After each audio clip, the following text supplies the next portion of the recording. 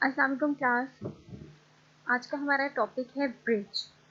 Computer network में bridge क्या होता है?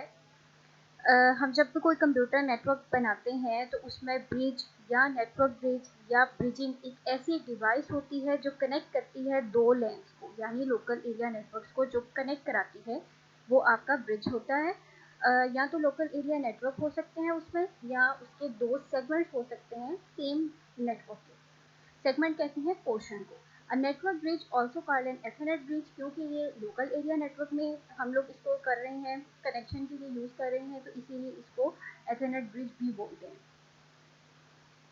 Segment is a section of a network separated by bridges, switches and routers. यानी एक सेगमेंट जो होता है किसी भी नेटवर्क का, वो एक पोर्शन होता है, एक पार्ट होता है, जिसको हमने ब्रिज की मदद से, स्विच की मदद से या राउटर की मदद से सेपरेट किया होता है।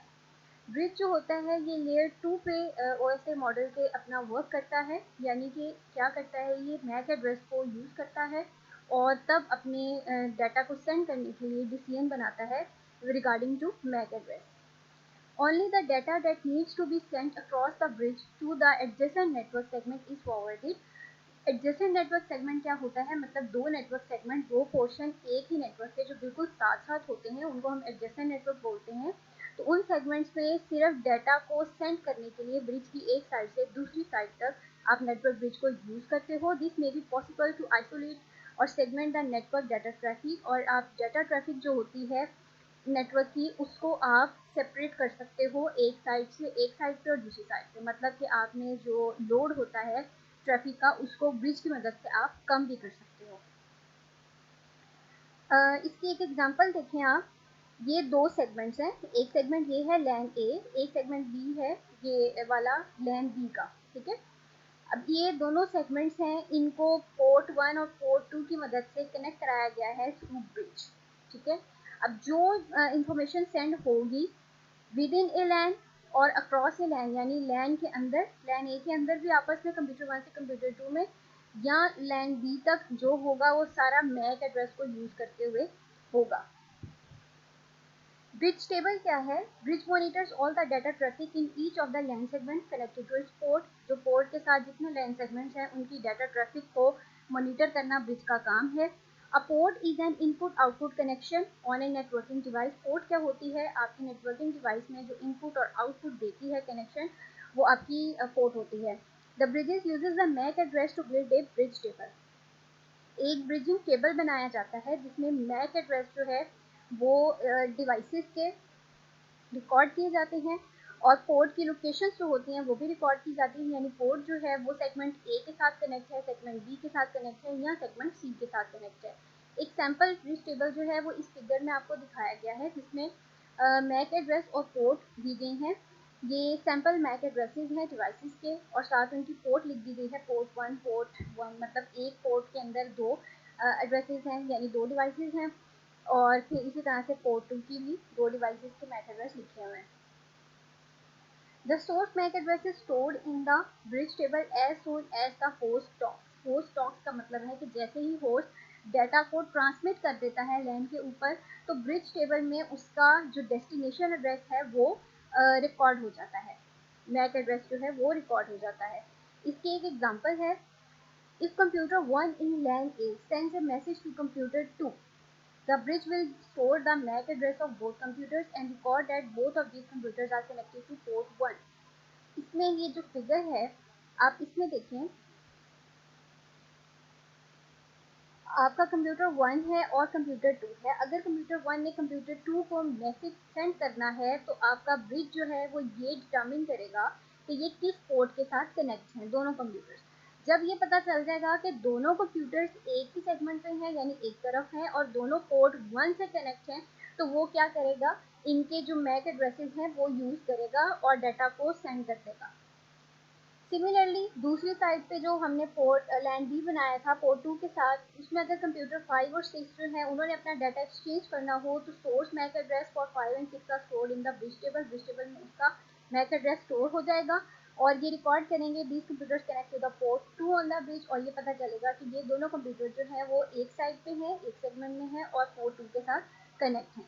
The MAC addresses for computer 3 and 4 will not be added to the bridge table until each transmits a data packet.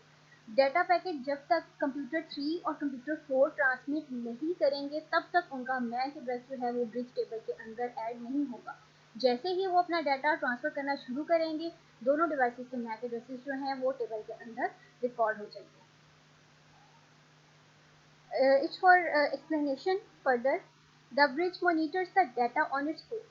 Bridge जो है वो अपनी पोर्ट्स के ऊपर डाटा जो है उसको मोनिटर करता है जो सेंड हो रहा है for an association between the destination MAC address of the ethernet frames to any of the host connected to its port. यानी इसमें हमने एसोसिएशन देखनी होती है, कॉम्बिनेशन देखना होता है, रिलेशनशिप देखना होता है कि कितना स्ट्रॉन्ग है सेंडर और रिसीवर के दरमियान।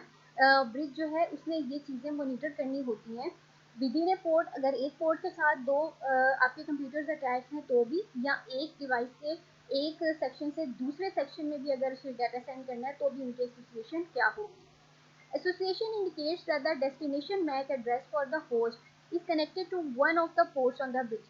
एसोसिएशन में सबसे पहले हमने ये देखना है कि जो डिवाइस जिस दूसरे डिवाइस पे यानी सेंडर जो है वो जिस रिसीवर को डाटा सेंड करना चाह रहा है, आया कि वो रिसीवर आपके नेटवर्क के अंदर मौजूद है। अगर मौजूद है तो क्या वो पोर्ट के साथ ब्रिज के साथ कनेक्ट है भी या नहीं, ये एसोसिएशन हमने देखनी होती है। अगर तो एसोसिएशन हमें मिल जाती है, if an association is found the data is forwarded to that port, तो आप उस पोर्ट को डाटा फॉरवर्ड कर देते हो। फॉर एग्जांपल, एज्यूम करें कि कंप्यूटर 1 ने सेंड करना है मैसेज को कंप्यूटर 5 में, यानी लैन ए से लैन बी तक आपने मैसेज सेंड करना है। तो हम सबसे पहले चेक करेंगे कि लैन ए जो है वो पोर्ट के साथ कनेक्ट है या नहीं। तो हमने देखा वो पोर्ट 1 के साथ कनेक्ट था।